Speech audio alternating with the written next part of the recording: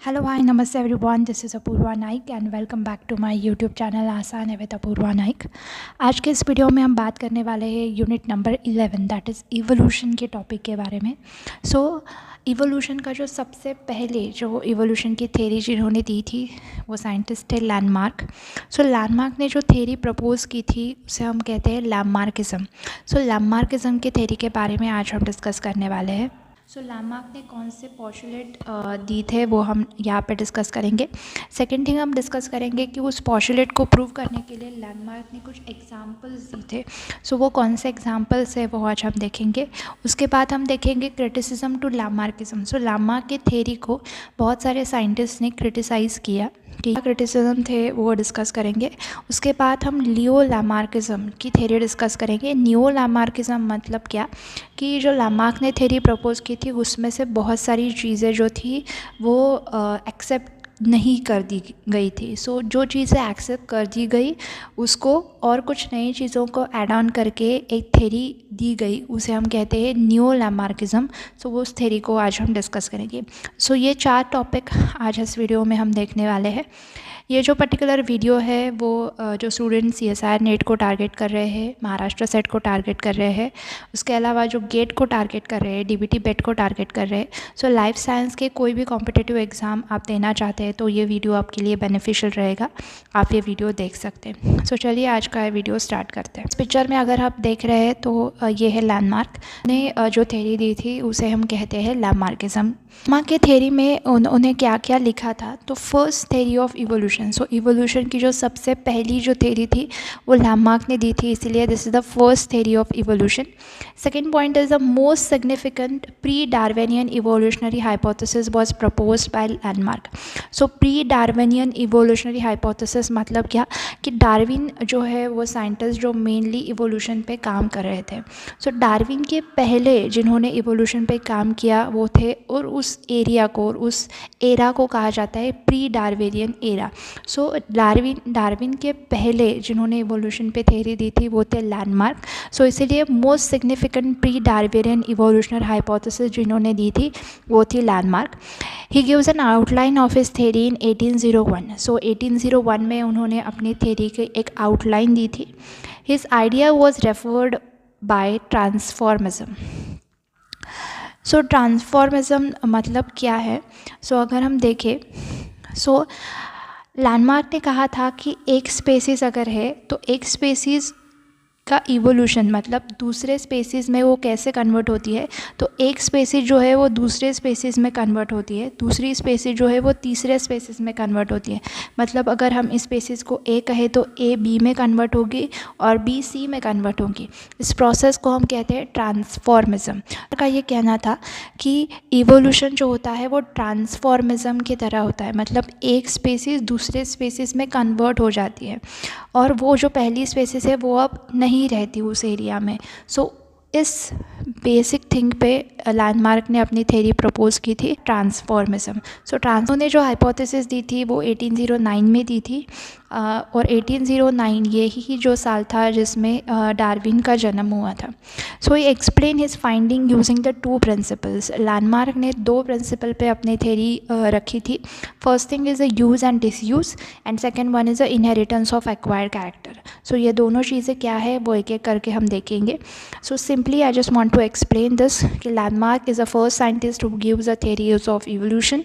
Landmark ने जो theory दी थी वो ट्रांसफॉर्मिज्म के बेस पे थी और उन्होंने 2 प्रिंसिपल पे ये थ्योरी बेस्ड थी, that is use and disuse and inheritance of acquired character. ये दोनों चीज़ें क्या है वो हम आगे देखेंगे। चलिए आगे बढ़ते हैं। लैंडमार्क के जो पॉस्टुलेट्स थे उनमें से पहला पॉस्टुलेट था that is the internal vital forces. Internal vital forces मतलब हम कहेंगे हमारी जो विल पावर है, हम जो चाहते हैं वो हो जाएगा, that is the internal vital forces.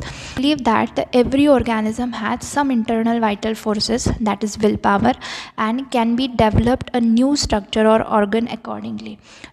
हर एक ऑर्गेनिज्म में इंटरनल वाइटल फोर्सेस और विल पावर होती है और उसका यूज़ करके वो ऑर्गेनिज्म नए स्ट्रक्चर और नए ऑर्गन को अपने बॉडी में डेवलप कर सकता है। But he didn't explain what is that vital forces. Landmark ने ये कहा था has a very much power or vital forces that using that power and developed a new organ in every organism. But ये prove करने के लिए उन्होंने कुछ भी एग्जाम्पल्स या फिर ये क्या वाइटल फोर्सेस है उसके बारे में कोई भी एक्सप्लेनेशन नहीं दिया था. सेकेंड थिंग इज़ दैट उन्होंने कहा था कि fluctuation of environment and new need. So environment में कुछ चीज़ें फ्लक्चुएट होती है, इन्वायरमेंट में कुछ नई नीड क्रिएट होती है. अगर नई नीड क्रिएट हो रही है तो वो ऑर्गेनिज्म उसके हिसाब से अपने आप में कुछ चेंजेस करेंगे और नए ऑर्गन को डेवलप करेंगे. So fluctuation of environment and new need. So developed a new organ or appendages by using its internal vital forces. So this is the first postulate given by the Landmark, that is the internal vital forces. Second thing is that the body size large. Body size large means organism increase the body size with the evolution. जैसे जैसे evolution हो रहा है वैसे वैसे organism अपनी size increase कर रहा है, ये लैंडमार्क ने कहा था. बट ऐसा कुछ होता नहीं है. ऑर्गेनिज्म की साइज़ ऑर्गेनिज्म के इवोल्यूशन से कोरिलेट नहीं करती. थर्ड थिंग उन्होंने कहा था that is use and disuse of organ. So what is this? So if an continuous use of new organ, then it leads to the modification in the individual. But if the organ is not in a use for a very long time, then it will be the lost and there will be no function of organ and become degenerated. So use and disuse of organ में उन्होंने कहा था कि अगर कोई organism continuously एक नए organ को यूज़ कर रहा है, ऑर्गन उस ऑर्गेनिज्म में मॉडिफाइड होगा, उस ऑर्गेनिज्म में अगले जनरेशन में भी रहेगा. लेकिन अगर एक पर्टिकुलर ऑर्गेनिज्म उस ऑर्गन का यूज़ नहीं कर रहा है तो वो ऑर्गन उसके बॉडी से अगले जनरेशन में चला जाएगा, वो डीजनरेट हो जाएगा. ऐसा use and disuse of organ में उन्होंने कहा था. अगर आप किसी भी ऑर्गन को यूज़ कर रहे हैं तो वो ऑर्गन अपने बॉडी में मॉडिफाइड होगा और ज़्यादा से ज़्यादा अच्छा फंक्शन करेगा. लेकिन अगर आप कोई भी ऑर्गन को यूज़ नहीं कर रहे हैं तो वो अपने बॉडी से डीजनरेट हो जाएगा. ये use and disuse of organ में उन्होंने कहा था. और उसके बाद है inheritance of acquired character. So inheritance of acquired character मतलब क्या? एक्वायर्ड मतलब अपने लाइफ स्पैन में गेन किए हैं उसे हम कहते हैं एक्वायर्ड कैरेक्टर. फॉर एग्ज़ाम्पल अगर कोई भी डांसर है तो वो डांस सीखता है, सो डांस क्या है? उसका एक्वायर्ड कैरेक्टर है. सेकेंड, अगर कोई बॉडी बिल्डर है तो वो अपनी बॉडी उसके हिसाब से बिल्ड करता है. सो जो उन्होंने बॉडी बिल्ड की है that is there acquired character. So वो जो एक्वायर्ड कैरेक्टर हमने अपने लाइफ टाइम में गेन किए हैं वो कैरेक्टर अगले जनरेशन में पास हो जाते हैं. ऐसा लैंडमार्क ने थ्योरी में कहा था, that is the inheritance of acquired character. So landmark argue that the species differ from one another because they have a different need and so use a certain of their organ and appendages more than the other. So organism दूसरे organism से अलग है क्योंकि वो जिस environment में रह रहा है उसकी नीड अलग अलग है. अगर उसकी नीड अलग अलग है तो वो उसमें जो प्रेजेंट रहने वाले ऑर्गन्स है वो भी क्या है? डिफरेंट है. So Lamarck like the most of the people at the time believe that such alternation acquired during an individual life time and are inherited. So अगर एक ऑर्गेनिज्म उस एरिया में रह रहा है, उसको कोई चैलेंजेस आ रहे हैं और चैलेंजेस के कारण वो ऑर्गेनिज्म खुद में कोई चेंजेस कर रहा है तो वो जो चेंजेस है वो अगले जनरेशन में भी पास होंगे. ऐसा उन्होंने इस पर्टिकुलर पोस्टुलेट में कहा था. So the principle is called as a inheritance of acquired character. अगर कोई इंडिविजुअल अपने लाइफ टाइम में कुछ चैलेंजेस उसके पास आ रहे हैं और इसके हिसाब से खुद में कोई चेंजेस कर रहा है तो वो चेंजेस अगले जनरेशन में पास होंगे. ये उन्होंने कहा था इनहेरिटेंस ऑफ एक्वायर्ड कैरेक्टर इस पोस्टुलेट में. आई होप सो ये 4 पोस्टुलेट्स आपको समझ में आए होंगे जो लैंडमार्क ने दिए थे.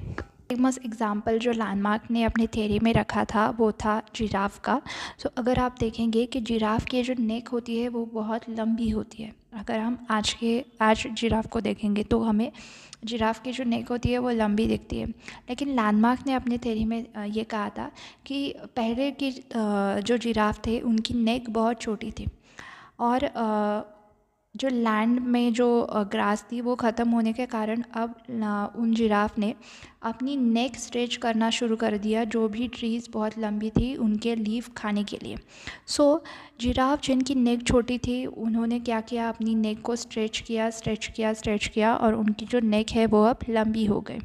सो अभी जो पर्टिकुलर जिराफ्स प्रेजेंट है उनकी सारी जो नेक है वो लंबी हो रही है, क्योंकि उन्होंने वो कैरेक्टर अपने अगले जनरेशन में क्या कर दिया, पास कर दिया। So giraffe must have stretch their neck to reach the foliage above them, and so their neck were lengthened. So the longer neck were inherited, and over the course of generation this process was repeated and their neck got longer and longer. So this could be happen to the any and all the giraffes. So the entire species could have an acquired a longer neck because it was composed of individual organisms that changed during the lifetime. So inheritance of acquired character का इस चीज़ को prove करने के लिए उन्होंने ये example दिया था कि जो नेक थी वो उन्होंने लेंथन की, स्ट्रेच की, और स्ट्रेच करने के कारण वो लंबी हो गई, क्योंकि नई नीड वहाँ पे डेवलप्ड हुई और इसके कारण उन्होंने अपनी नेक जो है वो क्या करी, स्ट्रेच करी। और ये जो एक्वायर्ड कैरेक्टर है जो इन जिराफ ने गेन किया था वो उन्होंने क्या किया, इनहेरिट किया अपने अगले जनरेशन में। सो this is the example. And second one is of the cave fish. So cave fish के बारे में हम अगर देखें तो ये एग्जांपल उन्होंने दिया था यूज़ एंड डिसयूज़ के पोस्टुलेट के लिए। सो अगर हम केव में देखेंगे, सो केव में बहुत सारा अंधेरा होता है, वहाँ पे लाइट नहीं होती। सो वहाँ के जो फ़िश होते हैं उन्होंने कभी लाइट देखी नहीं होती। सो लाइट देखी नहीं है तो उन्होंने कभी अपनी आई का यूज़ ही नहीं किया है। सो आई का यूज़ नहीं करने के कारण बहुत से जनरेशन में अभी वो जो केव फिश है उनको आई ही नहीं होती। सो they don't have a I.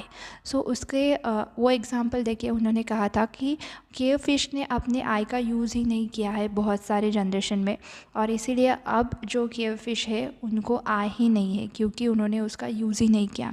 So eye is degenerated due to the lack of use for the long time. So उन्होंने यूज़ ही नहीं किया, इसलिए अब केव फिश में आई नहीं होती है। सो this is also one example of use and disuse theory that postulate given by the landmark. Example जो है वो उन्होंने कहा था कि इनिशियली एलिफेंट के जो ट्रंक थी वो बहुत छोटी थी।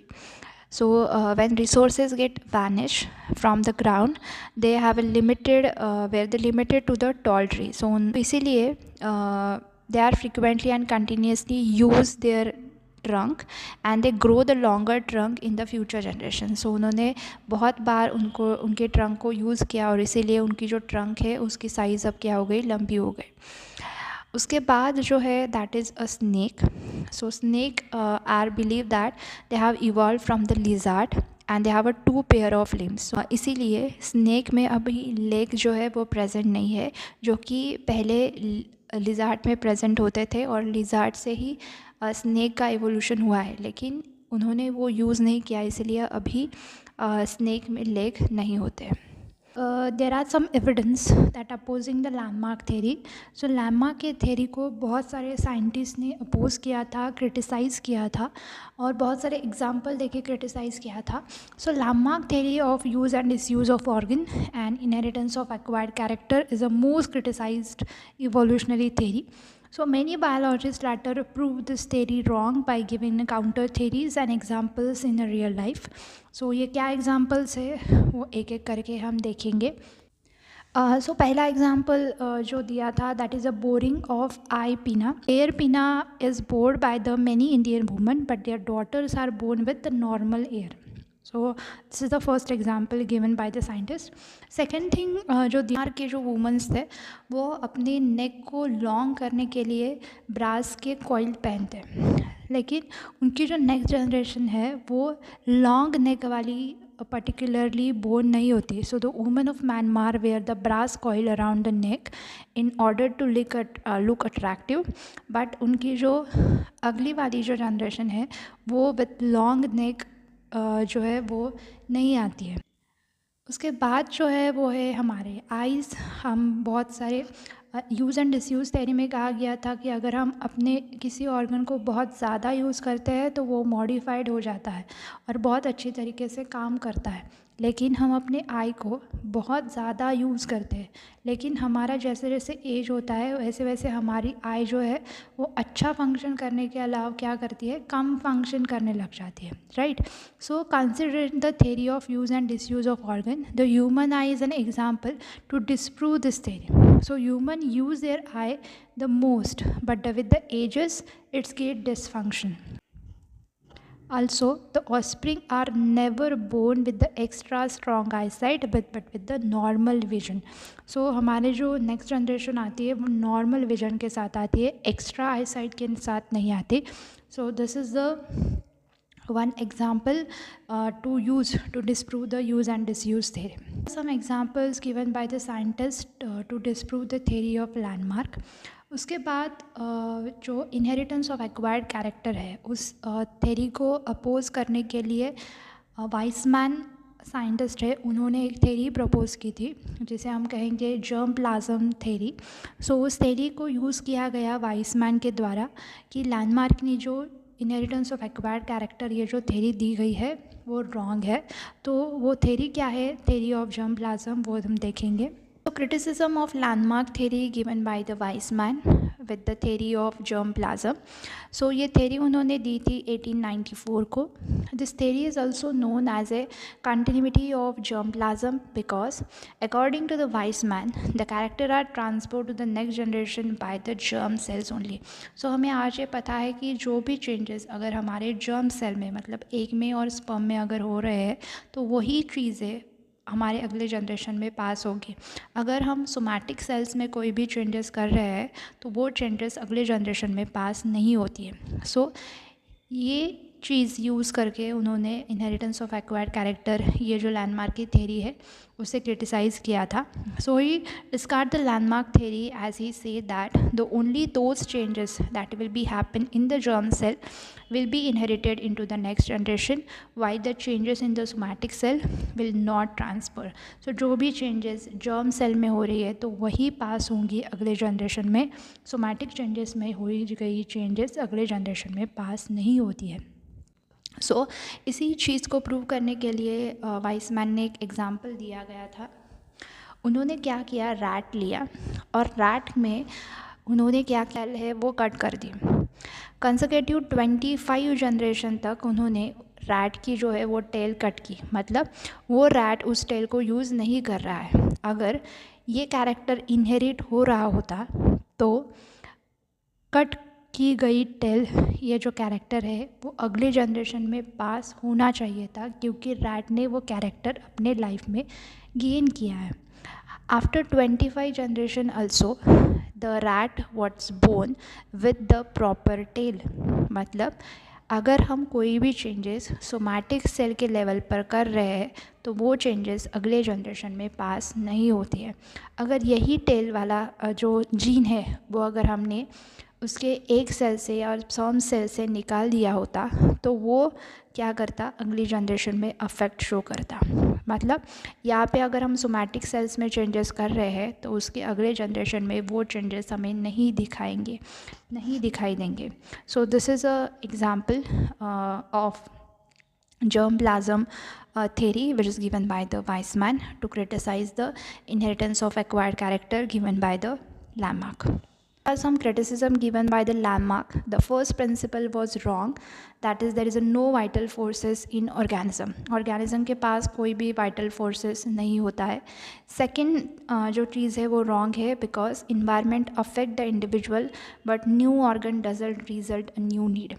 So environment individual को affect करता है लेकिन उसके कारण कोई भी new need अगर प्रोड्यूस हो रही है तो उसके कारण हम नया ऑर्गन को डेवलप नहीं कर पा सकते. उसके बाद जो है use and disuse theory. So use और डिसयूज़ थेरी कुछ एग्जांपल में वो करेक्ट हो रही है, जैसे हम केव फिश के एग्जांपल में देख रहे हैं कि वहाँ पे यूज़ और डिसयूज़ थेरी काम करती है लेकिन सभी जगह यूज़ एंड डिसयूज़ थेरी काम नहीं करती. फोर्थ प्रिंसिपल जो उन्होंने दिया था that is inheritance of acquired character, वो तो वाइसमैन ने पहले से ही क्रिटिसाइज़ करके रॉन्ग प्रूव कर दिया है. That is inheritance of acquired character अगर जर्म प्लाज्म सेल्स में हो रहा है तो वही पास होंगे, सोमैटिक सेल में हुए गए चेंजेस अगले जनरेशन में पास नहीं होते. सो this is all about the criticism given for the landmark theory. उसके बाद मॉडर्न थ्योरी ऑफ लैंडमार्क दी गई। मॉडर्न थ्योरी को ही हम न्यू लैंडमार्किज्म कहते हैं। सो इस थ्योरी में क्या क्या इंक्लूड कर दिया गया, तो पहली चीज़ इंक्लूड कर दी गई कि environment does not influence an organism and change it's heredity. So environment influence नहीं करता ऑर्गेनिज्म को और उसके कारण हेरिडिटी चेंज नहीं होती। Second thing is that at least some of the variation acquired by an individual can pass to an offspring, but वो चीज़ें जो है, वो वेरिएशन जो है वो जर्म सेल्स में होना चाहिए, तभी वो पास हो सकता है। और इंटरनल वाइटल फोर्सेज जो है वो कोई भी रोल इवोल्यूशन में प्ले नहीं करते। So this is the modern theory of Lamarckism, जिसे हम न्यू लैंडमार्किज्म कहते हैं। सो आई होप आपको ये लैंडमार्क की थ्योरी और लैंडमार्क के जो पोस्टुलेट है, जो उन्होंने इवोल्यूशन के बारे में रखे थे, वो आपको समझ में आए होंगे। This is all about the Lamarckism. I hope you understand this particular lecture. If you like the lecture, please don't forget to subscribe my channel. Thank you so much for watching this video, guys. All the best. Keep learning.